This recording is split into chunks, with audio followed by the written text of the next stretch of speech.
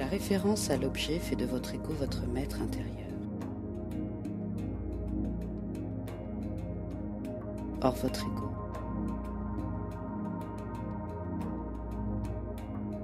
n'est pas ce que vous êtes réellement.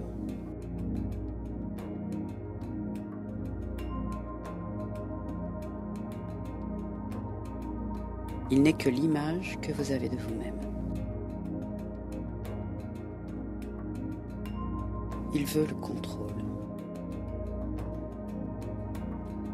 parce qu'il vit dans la peur.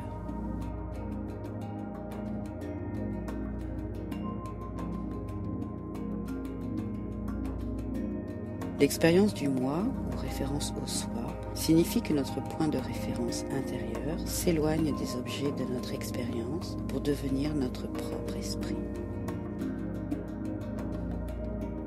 Dans la vie, lorsque nous jugeons les autres et les événements, nous créons des turbulences qui sont autant d'obstacles à notre connexion avec notre soi supérieur.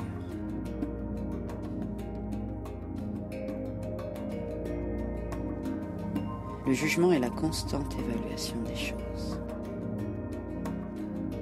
Il empêche le flot d'énergie de circuler librement entre vous et le champ.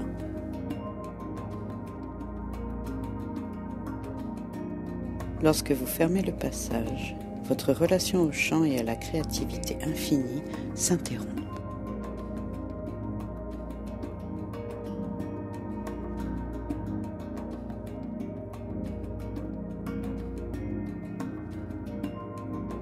L'état de pure attention, le silence du mental, le calme intérieur, vous relie au vrai pouvoir. Le champ d'énergie est votre propre moi.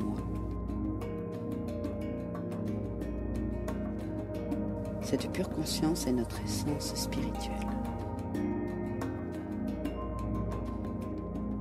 La loi du potentiel pur pourrait se nommer la loi de l'unité parce que sous la diversité infinie de la vie, réside l'unité d'un esprit qui pénètre tout.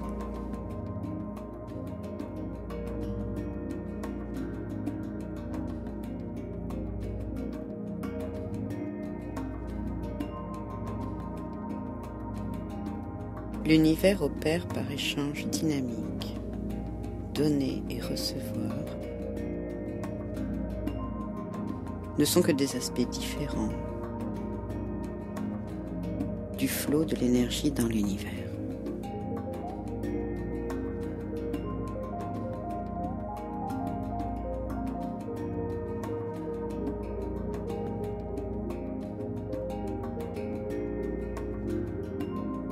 Votre corps est au centre d'un constant et dynamique échange avec le cœur de l'univers.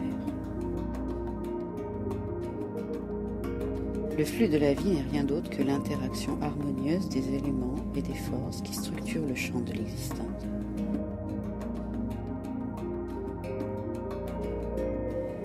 Si vous empêchez le cours de ce mouvement, vous interférez avec l'intelligence de la nature.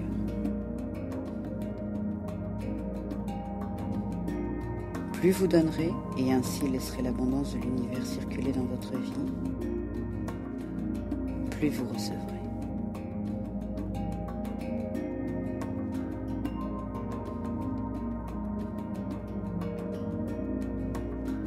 En fait, la voie la plus simple pour obtenir ce que l'on veut est d'aider les autres à recevoir ce qu'ils souhaitent.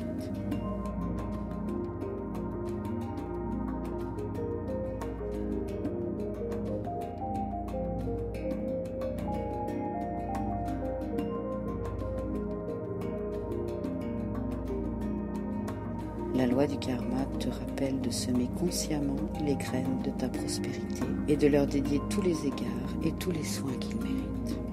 Lorsque nous parlons de la prospérité en relation avec la loi du karma, il faut considérer la notion de surintendance. Chacune de nos actions génère une énergie qui reviendra en nous telle qu'elle. Ainsi, nous recueillons ce que nous semons.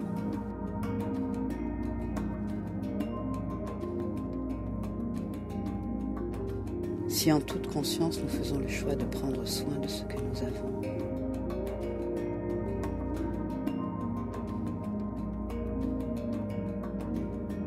nous recevrons encore davantage.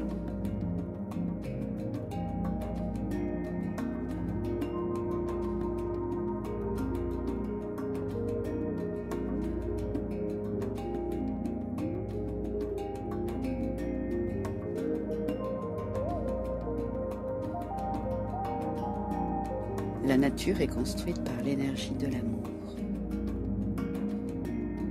Lorsque vos actions sont motivées par l'amour, elles ouvrent le chemin du moindre effort. L'attention à l'ego consomme une quantité énorme d'énergie. Lorsque votre point de référence interne est votre ego, vous gâchez complètement l'énergie.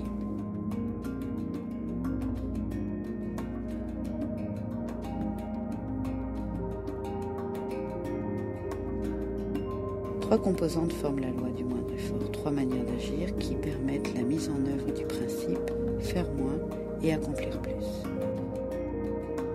La première est l'acceptation. Lorsque vous vous révoltez contre tout l'univers.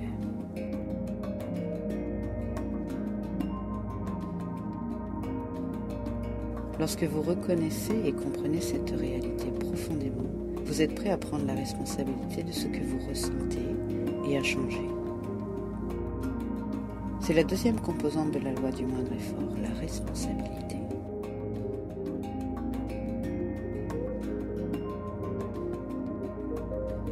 La troisième composante de la loi du moindre effort est l'abandon.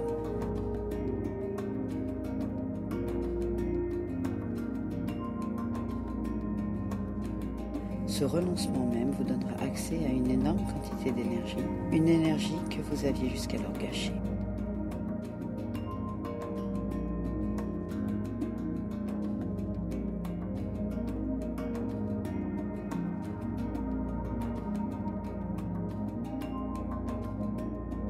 L'univers entier, dans sa nature essentielle, est le mouvement de l'énergie et de l'information.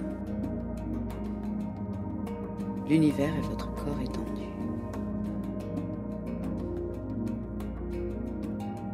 Vous pouvez influencer le contenu en information et en énergie de votre corps étendu, votre environnement, votre monde, et y provoquer la manifestation des choses.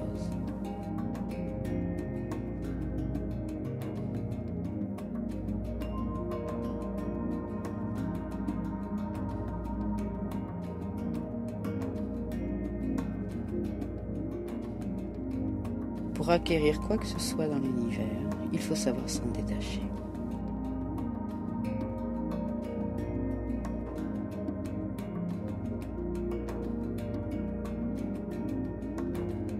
Ce que vous devez laisser tomber n'est ni l'intention, ni le désir, mais votre attachement au résultat.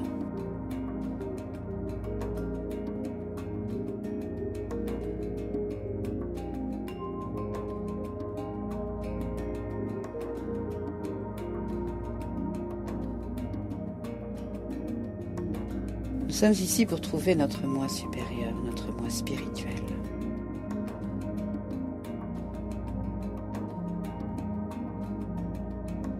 Tout le monde a une mission dans la vie, un don unique ou un talent spécial à offrir à autrui.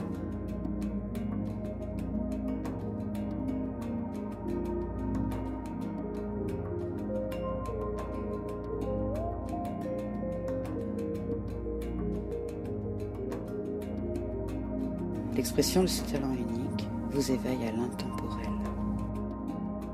Lorsque vous mettez l'expression unique de votre talent au service de l'humanité,